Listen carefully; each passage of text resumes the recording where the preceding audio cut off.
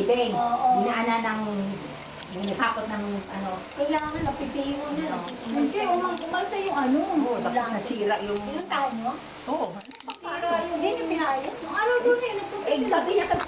Umalis kami dito ng alas 3. Traffic. Sobrang traffic. Nakarating kami doon, nakapasok kami alas 5. Alas mismo pa rin niya ako. Mayigi pa na-commute kayo. Mabilis. Alas 5 na kami nakarating. Si Alan nakapasok alas 8. Pumunta si Ang gabi? Alan. Oo. Nung ados na. Ano? Hindi ko naman, ang grabe naman yung bulok, yung hindi na lang yung tissue. Siya na. Parang nakakaawa din, akala mo walang dumadalaw eh, naganabayaan eh. Lalo na kay Kulang Piso. Talagang parang wala na. Ginanong pa niya din sa tatay mo. Sabi niya wala na. Ginawa ba ng basura? Nilalagyan ka nila mga bas si kay Lola. Sabi nga ni Eugene, bibili ako ng ice cream. Alam ba, Bibili siya ng ice cream. Inabot pa kami Ate doon. Rose, yung kay Lola. Yung tinampak yung mga dahon, siguro nagwali sila tinampak yung dahon. Visit yan eh. Alam mo ginawa ko? Eh kasi may mga nakatabi